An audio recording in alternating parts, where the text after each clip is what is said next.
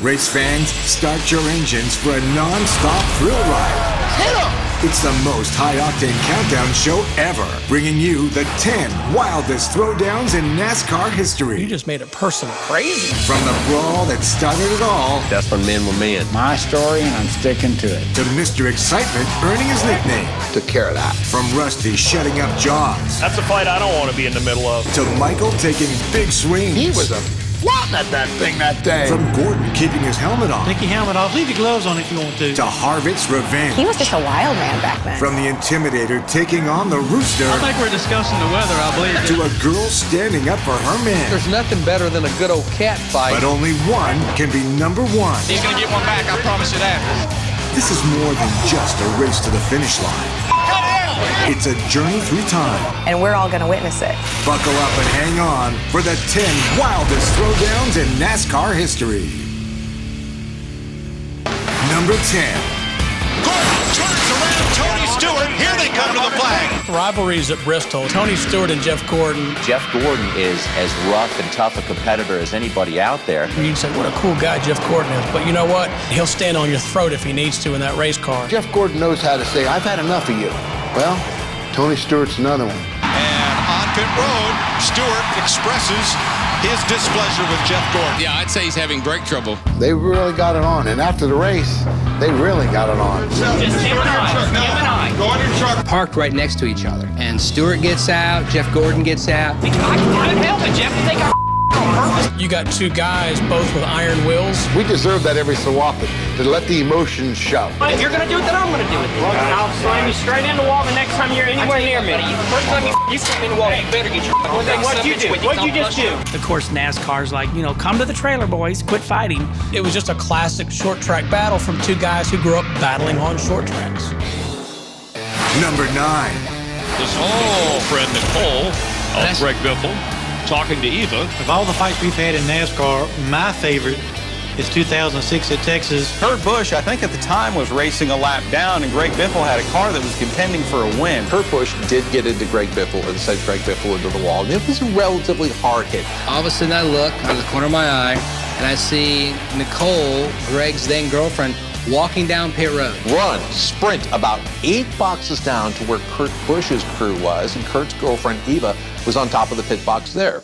It's cool to watch women fight, Well, there's nothing better than a good old cat fight. especially the ones that are typically dressed up with the high heels and all that. Nicole jumps up on the ladder, just like she was a crew chief, and points her finger in Eva's face. And start yelling at her. I can't even call it a fight. I think it was more a shouting match. I mean, that's some of the greatest highlights in the world. That's one of those where I wish someone had a microphone there to see what they were saying. Even though it was verbally, I'm thinking, that's pretty good to show you care about your man that way. And This incident was great. Two women have at it, I guess, NASCAR style in Texas. Number 8. Oh, Governor Waltrip is a little upset here at Lake Speed. Yeah, that's like tall guy, short guy. Michael's a bit of an anomaly in the sport. He's so funny, he's so charismatic, he makes jokes about himself. Michael Waltrip went over and had words and maybe more. It just goes to show that, how emotional our sport is. When you look at Lake is just such a calm guy. And 90% of the time, Michael is just that gentle giant. Probably kind of hard to get scared of Michael when he's coming at you because he's so nice and can be a little goofy. Michael is very passionate about racing. When you made him mad, he was mad.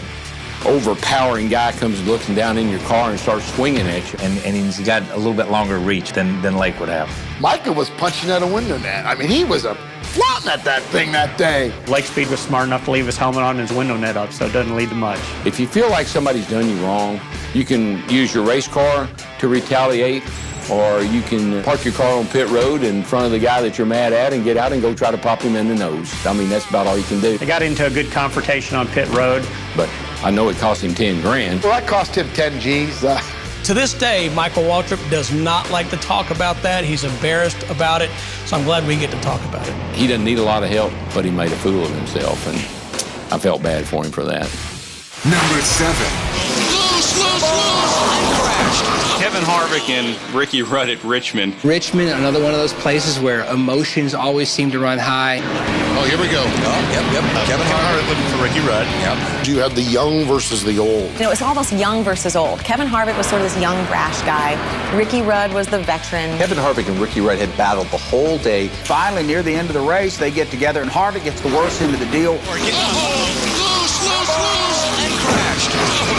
Harvick didn't like it. You know, Harvick was still young at the time. I felt like something was actually going to happen on the racetrack. Kevin Harvick wasn't about to back down to anybody. Typical Kevin Harvick fashion. He doesn't back down either. As he's done many times, he waited till he got to pit road. Here comes Harvick in his beat-up race car and pulls up right beside him. I'll never forget when the race is over with and Harvick's running across cars. Harvick gets out of his car and yells at Ricky Rudd. It just exploded once they got onto pit road.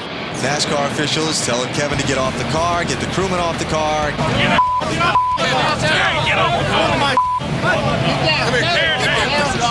I'm trying, man. Harvick walking across Ricky Rudd's number 21 across the hood. Here we go. He walked across the top of the 21. And now it's on. Two of Kevin Harvick's crew members come running over. I think one of them pulled out his, like, Jimmy Superfly Snuka wrestling move and just sort of, like... You've got Big Mike Sears. You know, he comes across and jumps on the hood of Rudd's car. Ricky Rudd took a damn cheap shot at us.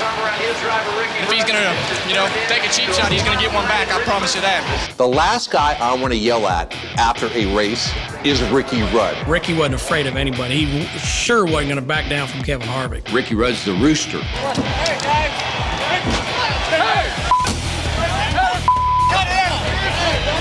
He gets like these crazy eyes going on whenever he gets mad about something. They didn't call him the rooster for nothing. Look at the hood, look at the damage. I mean, that's totally ridiculous after the race stuff like that. What did he say to you when he climbed out of the car? I couldn't hear him. He's, you know, got that little yap mouth. I couldn't tell what he was saying. While Kevin Harvick is not necessarily a guy you want to mess with, I don't think Ricky Rudd is the guy that you want to mess with either. I mean, he would get up there and get in your face. If Harvick really wanted to get an ass whipping that day, he could have got it from Ricky Rudd. Coming up, fisticuffs and smack talk. Whoa! Thank God there was TV cameras there for this one. That's a fight I don't want to be in the middle of. You would never think that would come out of either one of those guys. Neither one were going to back down an inch. Back there with the decrepit old has-been. Craziness. Ooh, you just made it personal. When the 10 wildest throwdowns in NASCAR history returns. Welcome back to the 10 wildest throwdowns in NASCAR history. Rivalries are always real, and the intensity that goes with them. You know, when you race against each other 38 times a year and you have a rivalry with somebody, it's harder for that to disappear. It keeps going. NASCAR needs its good guys and it needs its bad guys. But NASCAR fights, they're much shorter, and they usually result in hand-making contact. It's just emotion. You can't help it. There's no way to run from it. Back in the day, when somebody was mad at you, they didn't just come and point their finger at you and shove you around. And I mean, we had fights. A 4,000-pound race car can hurt you a whole lot worse than a 280-pound fullback. Of course, I don't want to get run over by either one of them. Let's get back to the countdown. Number 6. Oh, and look at this. The 24 just went around. Jeff Gordon out of his car. Whoa! Thank God there was TV cameras there for this one. He's not happy with Matt Kenseth. The last lap, and I was behind Jeff and got in the corner too hard and just, bumped him a little bit and he spun out. Kenseth's coming over, actually, I think, to apologize. Before Matt can say anything, Jeff gives him a two-hand shove. Almost a forearm shiver kind of move. You could tell Matt was not expecting Jeff Gordon to come give him the shove. Jeff Gordon pushed Matt Kenseth's back so fast, so hard. The person who was most surprised by that, obviously, was Matt. I was dumb enough to try to find him and go over and apologize and really realize how mad he would be. The uncool thing about it was, Jeff left his helmet on. He didn't take off his helmet. If you really want to fight, either both guys got to have your helmet on, or both guys should have their helmet off. What you saw out of Jeff Gordon was the true passion that he has in a race car. In my book, it was just like a schoolyard push in the chest. You know, to call that a fight is probably a misstatement. It was really a shove and an insult. And they fined Jeff Gordon $10,000. They kind of looked like two little Power Rangers going at it on pit road. You would never think that would come out of either one of those guys. Was it maybe the most physical, aggressive, macho showdown we've ever seen at a race? But it was certainly one that people remembered. Dumb mistake on my part and ended up ruining his day, so he wasn't real happy with that afterwards. Number 5.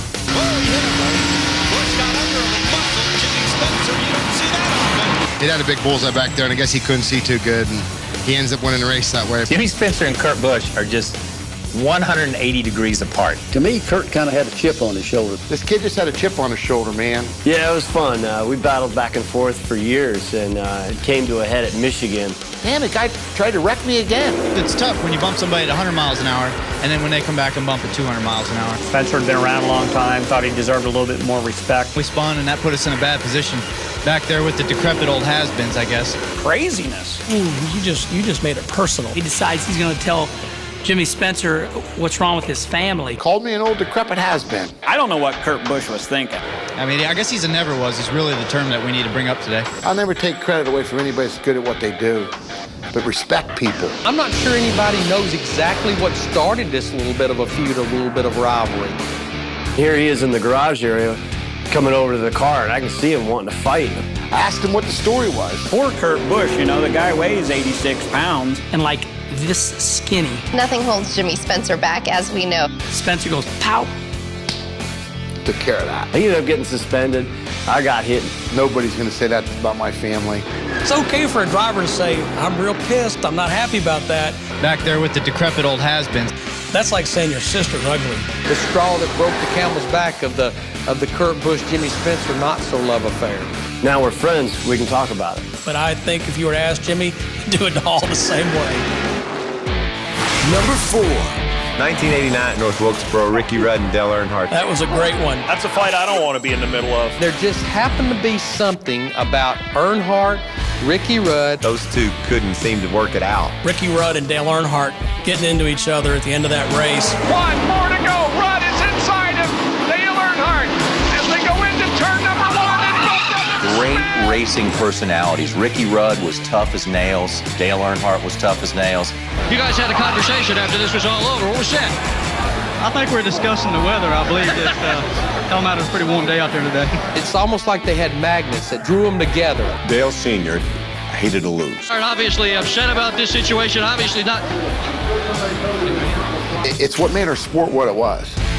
Trying to win races. Ricky was one of those guys that was never a Dale Earnhardt fan. Dale Sr. and Ricky had a few tussles through the years. These two guys had been going at each other the whole race. Closing laps, Ricky Rudd gets into Dale Earnhardt and crashed hard.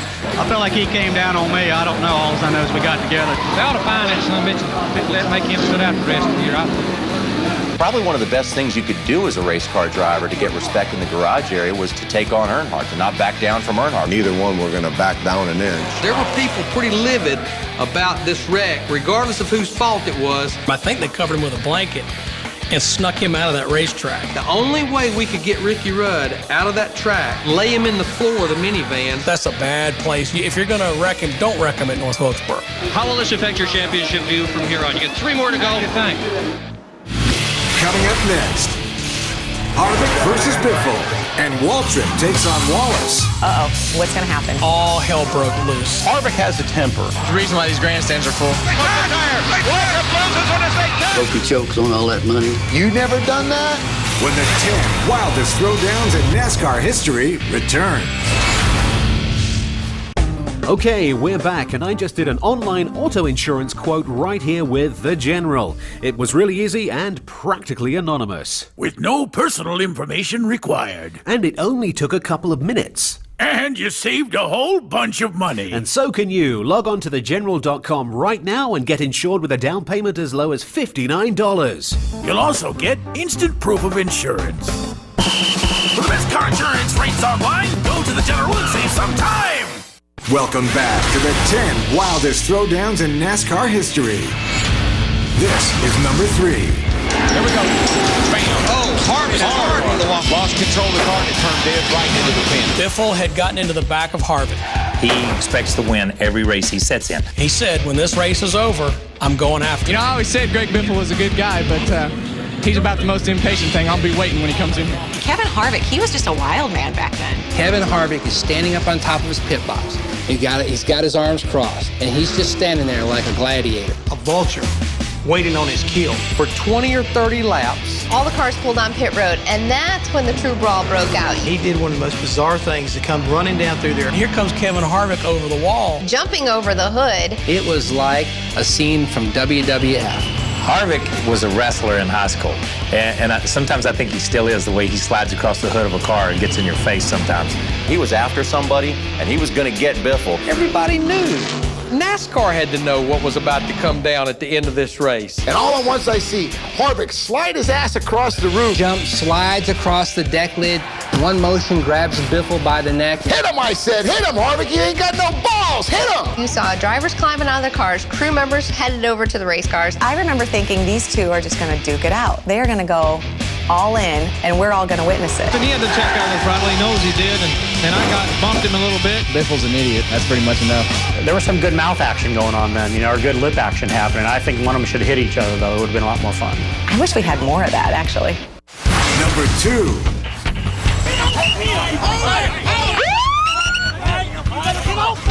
Never underestimate your competition, and that's what I did with Rusty.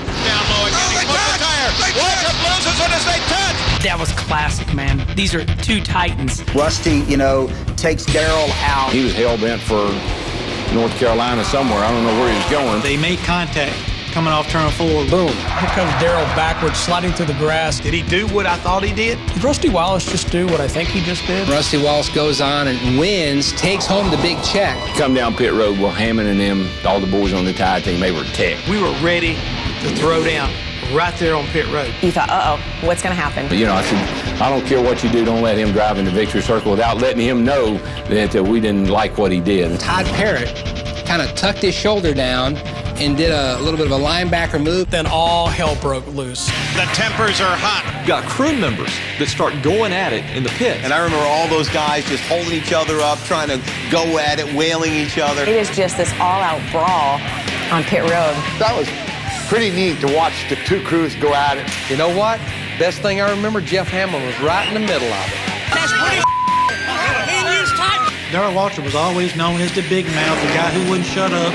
These are two of the biggest egos in our sport, even to this day. Darrell was the heel, and Rusty was the baby face. That sort of changed the tide for Darrell. All of a sudden, it flip-flopped. Darrell Waltrip, the most hated man in NASCAR, became St. Darrell. Rusty became the villain. Fans will dictate who the bad guy is. All the fans were pulling for Darrell, and all the fans were against Rusty. He went out. He made his point when he said, I hope he chokes. He wishes he choked on that $250,000. Hope he chokes on all that money. I talked to Rusty the other day, and he did it. He was fine. I mean, come on, DW. You never done that? They called him Jaws, and they called him Jaws for a reason. If Darrell was Rusty's age, Darrell would have done the same thing. Rusty got the money, but it changed his life forever. It took Rusty Wallace a long time to ever put on the white hat after that. He said if I'd known what that would do to my fan base, I'd have gladly given him that money, not been, begrudging of it at all. Coming up next, the wildest throwdown of them all. The fight, that's when men were men. That's the one that we all talk about. This is pretty cool, man. There's battles all day long. Nobody cared. He kept running his face into his fist. My story, and I'm sticking to it. When the 10 wildest throwdowns in NASCAR history returns.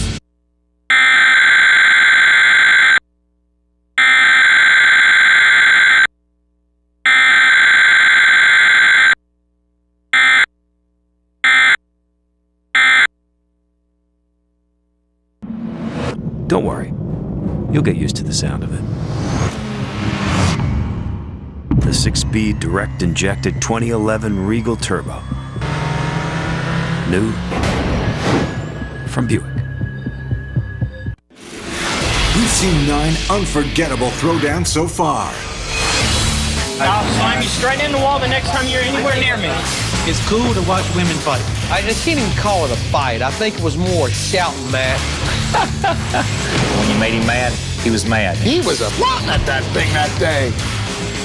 Harvick gets out of his car and yells at Ricky Rudd. Ricky wasn't afraid of anybody. He sure wasn't going to back down from Kevin Harvick. I was dumb enough to try to find him and go over and apologize and really realize how mad he would be. In my book, it was just like a schoolyard push in the chest. Called me an old decrepit has-been. I don't know what Kurt Busch was thinking. Took care of that.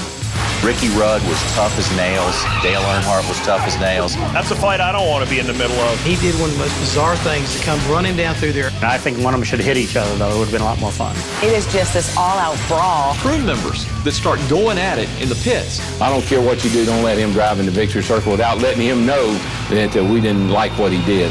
But now it's time for the wildest throwdown of them all. Number 1. And there's a fight between Cale Yarborough and Donnie Allison. The fight. That's the one that we all talk about. You know, everyone talks about it. The fight, that's when men were men. It changed, the perception of NASCAR racing. People were at home watching the first, I think, network televised race. First televised race on CBS. This is pretty cool, man. The only reason I was watching that race is because this huge blizzard had hit the Northeast, blanketed the East Coast. This is pre-cable, so you basically had 3 or 4 channels. Nobody really knew about NASCAR. It was really a Southern sport. To see all the battles that went in all day long. We fight, there's battles all day long. Cale Yarborough was involved in this race with Donnie Allison. 2 guys fighting for the same place. Cale Yarborough, Donnie Allison, who's going to win? The white flag is out. 1 lap to go. When they took the white flag, I knew it was just a matter of Cale pulling it off down the back straightaway one more time, and we're going to go to victory lane. They went racing toward the white flag, and I never saw them again. He comes to the inside. Donnie Allison closed the block. Cale hits him. He slides. Donnie Allison. They wrecked. Donnie wrecked him. Don't be kidded. He ran him too low. Both of them ended up in the wall because they were just deliberately turning into each other and made the crash over there. They're hitting the wall. They're head on the wall. They slide down to the inside. At the time, Richard Petty wins the race, but nobody cared. His 186th career, and there's a fight between Cale Yarborough and Donnie Allison. They're fighting. They're fighting over in turn 3. And it's not over. You think the winners won the race, and now we got a fight. Cale started yelling at me that the wreck was my fault. I think I questioned his ancestry. What's happening out there on the grass beside those cars? There's a fight up here. There's a fight up here. The tempers overflowing. They're angry. They know they have lost. Cale lunged at me and hit me in the face with his helmet. Cale's got one leg up in the air, and Bobby's trying to punch, and Donnie's trying to trip somebody. Here's Donnie and Cale and Bobby, and they're off in the mud over there like they're having a mud wrestling contest. He'd always say that he kept running his face into his fist. Running into Bobby's fist with his face. He went to beating on my fist with his nose. My story, and I'm sticking to it. That is what made me want to be a race car driver. Like it or not, that's really what put NASCAR racing on the map. To say you had the perfect storm, literally and figuratively. People started going, wow, is it going to be like this every week? Do they fight like that all the time? If this happens every race, I'm hooked. I'm watching NASCAR the rest of my life. Absolutely not what NASCAR wanted the world to associate with our sport. It's one of those moments in time that catapulted this sport into national prominence. That was an exciting day for the sport. It couldn't have worked out any better. Boy, it was probably the greatest thing that ever happened to our sport. I'll be waiting when he comes in here. The tempers are hot when there's that much money on the line. Season never was is really the term that we need to bring up today. Both of them spin! They kind of look like 2 little Power Rangers. Lose, and crashed. I'll slam you straight in the wall the next time you're anywhere near me.